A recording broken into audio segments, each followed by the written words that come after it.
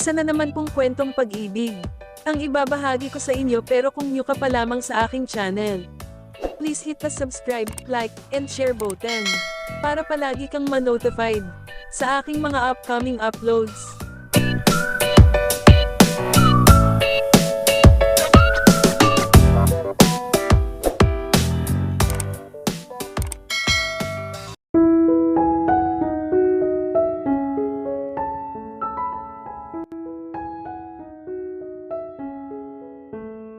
Chapter 4. I can't believe this. Ma, you should. Napabuntong hininga si Anthony sa sinasabi ng kanyang ina. Pagaman sanay siyang makarinig ng arranged marriages sa kanilang pamilya, hindi siya makapaniwalang sa ganoon din siya mauuwi.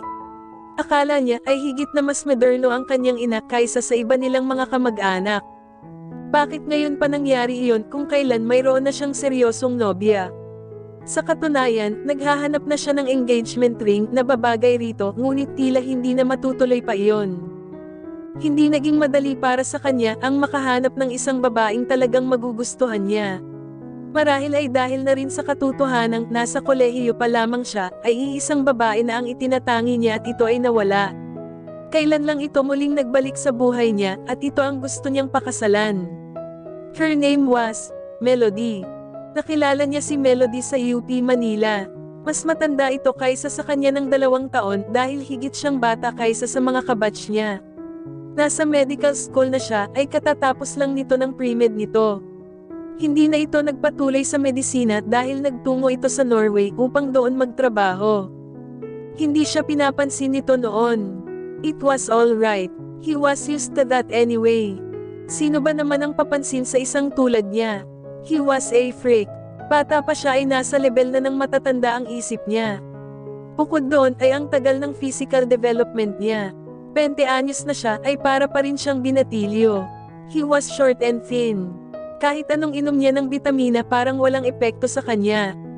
Ngunit nang magsimula siyang lumaki ay napakabilis naman yon. Parang milagro. Sa loob lang ng 1 taon ay napakalaki agad ng itinangkad niya. Ang katawan niya ay nagsimula na ring ma-develop. Dahil sabik siya sa magandang pangangatawan ay nag-gym siya kaagad. And here he was now at 35, tall, fair, and handsome. Maraming babae ang nagkakagulo sa kanya pero iisa lang ang gusto niya. Nang muli silang magkita ni Melody ay hindi siya nito nakilala. It was understandable. Maraming tao ang hindi nakakilala sa kanya dahil nga sa laki ng pagbabago niya. Hindi na niya pinakawalan pa si Melody. They had been dating now for almost 7 months.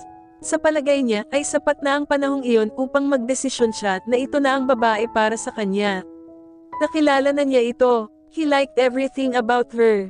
But now this. Ano ang sasabihin niya sa kanyang ina? Kailanman ay hindi niya ito sinuway. At kailanman ay hindi rin ito pinasama ang kanyang loob. She had always been there for him. She was a very doting mother. Hindi niya magagawang sumuway rito. It was just not done. That was how it was. Hindi uso sa kanilang pamilya ang pagsuway sa magulang. Wasn't that really the law? Pero hindi rin siya handang ibigay ang kanyang buhay sa gusto nitong mapang-asawa niya. Masyadong malaking sakripisyo iyon. Kahit iyon ang itinuturo ng kanyang konsyensya na gawin, hindi niya alam kung kaya niyang panindagan iyon. Not with Melody around.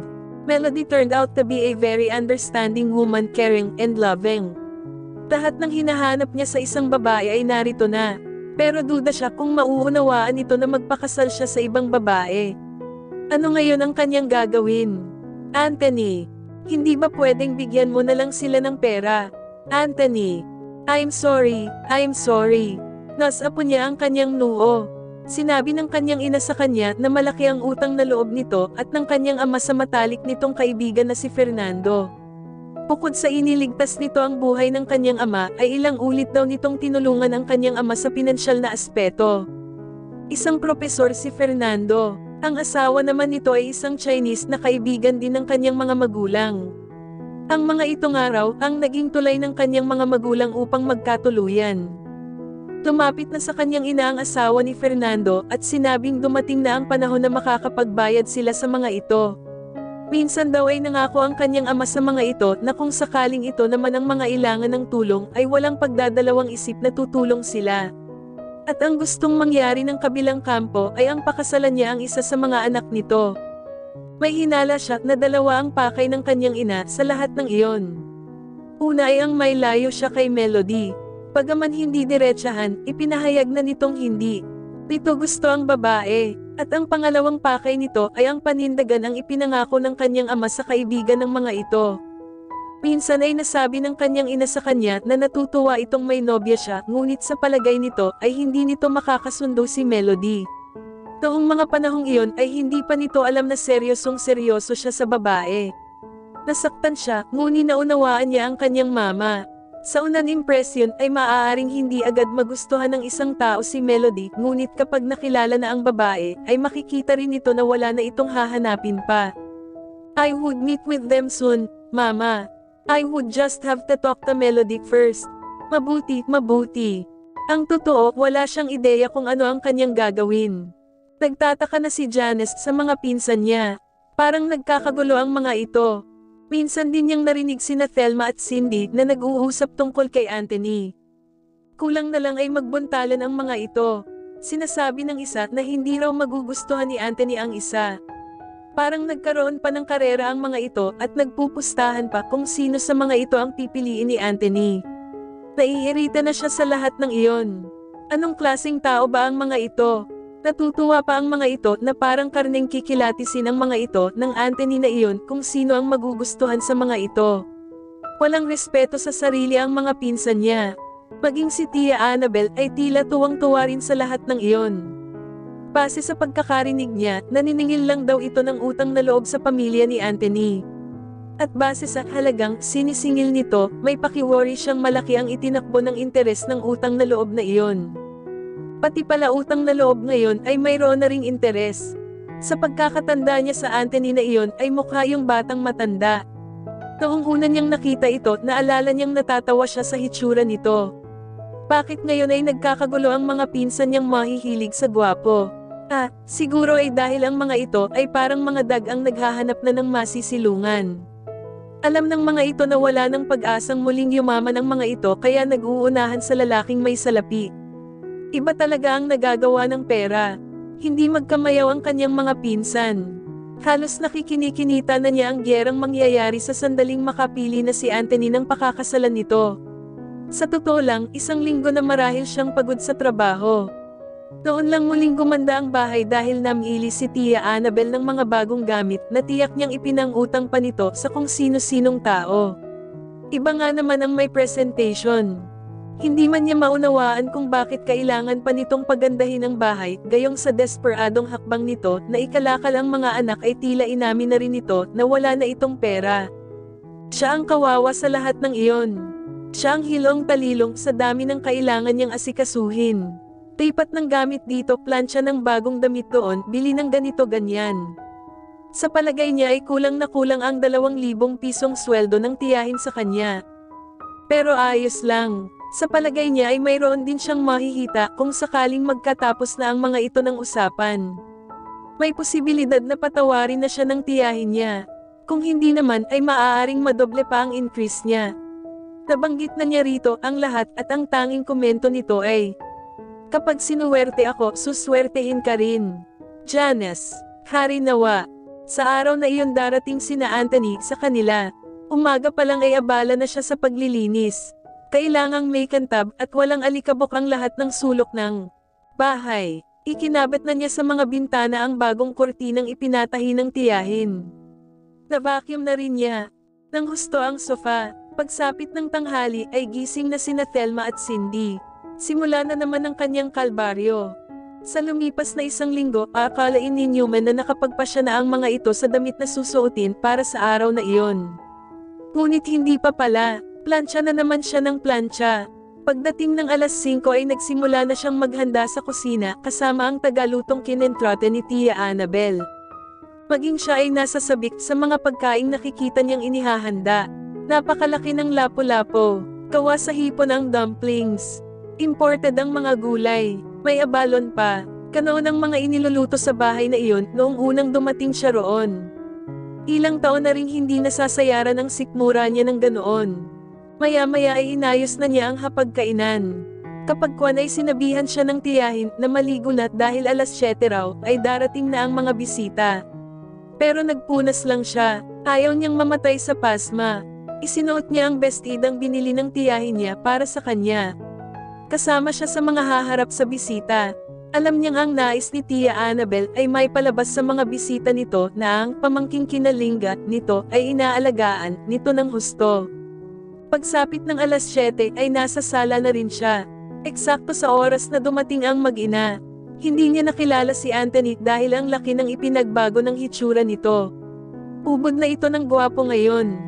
Ang puso ko nalaglag na yata sa panty ko. Ayaw man ni Janice na tumitig sa bisita ay hindi niya maiwasan.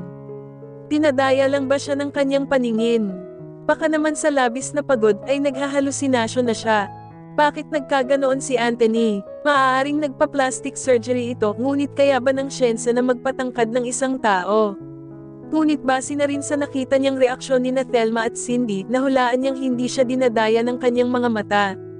Talagang gwapo na si Anthony. Kaya naman pala nagkakagulo ang mga pinsan niya. Kung alam lang niya. Kung sa bagay, wala rin siyang magagawa. Siguro lang ay hindi siya magmumukhang ingot ngayon.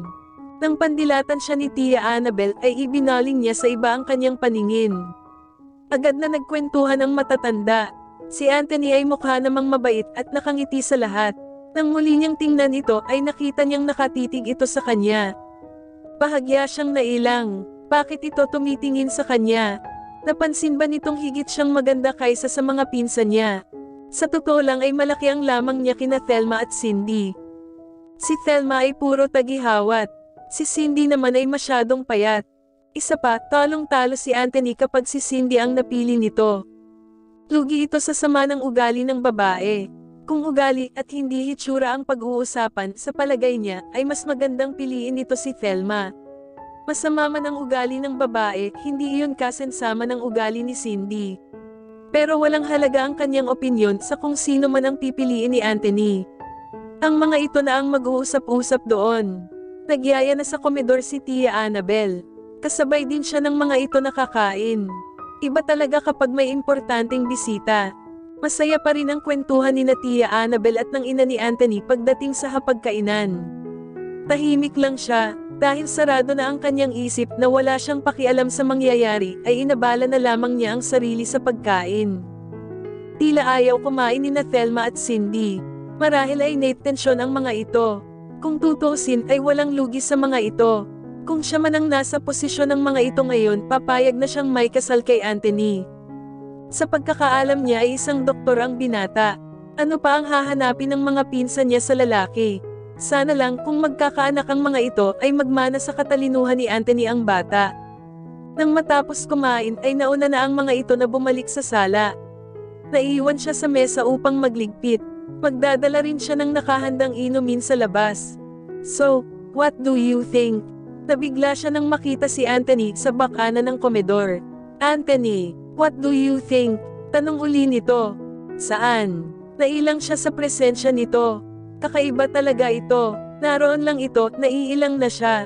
Siguro ay dahil presensya pa lang nito ay may epekto na. Ang swerte ng mapipili nito sa mga pinsan niya. Of all this, I'm sure you know. Wala naman akong masasabi. Ikaw ang magdedesisyon yan. Naisip niyang marahil ay malamang na nahihirapang pumili ito. Siya man ang lamagay sa katayuan nito, malamang na magsisi siya kung bakit di pa siya nag-asawa noon pa para hindi na umabot sa ganoon ang lahat. Who would you choose between them? Napangiti siya. Sa totoo lang, maganda rin sigurong makapagbigay siya ng payo rito. Lamingga muna siya, sinigurong walang ibang makakarinig sa sasabihin niya. Si Thelma na lang ang piliin mo. Kasi si Cindy ay sobrang sama ng ugali. Mukhang pera iyon, eh. Si Thelma, slight pero medyo okay naman din. Sa kamayaman ka naman, pwede mong ipatanggal ang mga tagihawat niya. Sukat hamalakhak ito sa sinabi niya. Saway niya rito. Ano pa, si Thelma medyo nakakainis minsan pero maiintindihan mo siya. Ganoon lang siya dahil siguro kahit kailan ay hindi siya naging maganda talaga. Alam mo yun, noon mataba siya, ngayon naman puro pimples siya. Samantalang si Cindy noon pa maganda na kahit sobrang tangkad lang talaga. Pero si Cindy, talagang iba ang ugali niyon, Hindi naman sa sinisiraan ko sila, ha? May iba ako, muli siyang lumingon. Kung sakali ba na magkaayos kayo, pwede akong humingi ng pabor sa'yo. Sure. Kasi may utang ako kay Tia Annabel. Medyo malaki. Baka pwedeng kumbensihin mo siya na hulugan ko na lang yun kahit sa iba ako magtrabaho. O kaya ay pwede mong isuggest na taasan ang sweldo ko. You mean, you work here. Bigla siyang nagsisi sa mga sinabi niya. Kapag nalaman ni Tia Annabel na sinabi niya ang bagay na iyon kay Anthony, tiyak na kagagalitan siya nito. Nako, wag mong sasabihin sa kanila. Please, pakiusap niya kay Anthony. Your secret is safe with me, nakangiting sabi nito. Noon naman pumasok sa komedor si Tia Annabel at ang mga anak nito kasama ang mama ni Anthony. Nagtagal ka na dyan, Janice, ani Tia Annabel. Pamaling ito kay Anthony kapag kwan. Akala ko, hindi mo nakita ang banyo. Anthony. It's fine. It's fine. Sagot ni Anthony bago bumaling sa ina. Guess what, ma? Iho? In love na yata ako. Talaga, sino ang maswerteng babae kung ganoon? This girl right here. It's love at first sight. Nakatingin sa kanya ang lahat. Kung pwede lang ay lamunin na siya ng lupa ng mga sandaling iyon dahil sa sama ng pagkakatingin sa kanya ni Tia Annabel. At dito po nagtatapos ang chapter 4. Muli po ay sabay-sabay nating abangan ang